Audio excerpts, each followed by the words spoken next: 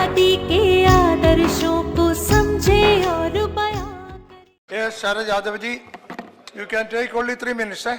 या सर, मैं आपके माध्यम से गंभीर मामले को उठाना चाहता हूँ। ये यूपीए की सरकार थी, तब श्री अर्जुन सिंह, जो स्वर्गीय अर्जुन सिंह जी ने पिछड़ी जात के लोगों को 27% हायर एजुकेशन में रिजर्वेशन दिया था। उसके साथ जो ऊंचे तबके के लोग हैं उनको भी रिजर्वेशन उन्होंने स्वर्गीय अर्जुन सिंह जी ने दिया था।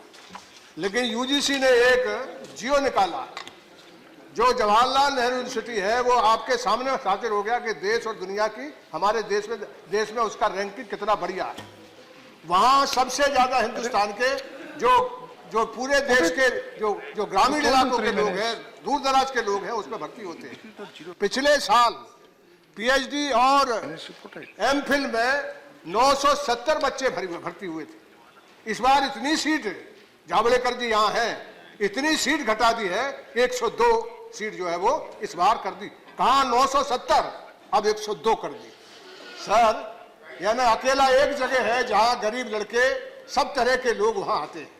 और वहाँ जिस तरह से जो यूजीसी का जो जियो निकला है, गावल साहब से मैं कहना चाहता हूँ कि आपको बाकायदा दिया था अर्जुन सिंह जी का जो रिजर्वेशन किया गया था, उसमें पैसे यूनिवर्सिटी को दिए गए।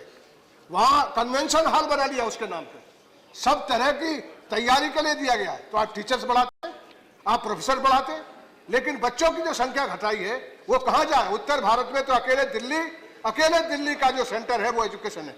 और कोर्ट का जो आदेश कह रहे हैं आप, वो ठीक बात नहीं है। आप प्रोफेसर बढ़ाइए। आप जो कहा गया था स्वर्गीय अर्जुन सिंह ने, वो मामले को आप पूरी तरह पूरा करिए।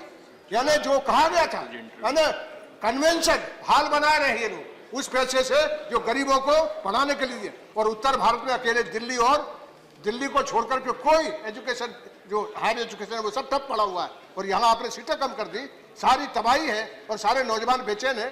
इसलिए मैं आपसे निवेदन करना चाहता हूँ कि कोर्ट का जो बहाना ले रहे हैं आप, कोर्ट का आदेश आप करिए ठीक से। यानी जब आपने 27% और उसके साथ उच्च जात तबके के लोगों को रिजर्वेशन दिया है, तो फिर क्यों आपने प्रोफेसर भर्ती करते, आप क्यों संस्था में नहीं बढ़ाते? इसलिए मैं आपसे कहना चाहता हूँ मंत्री,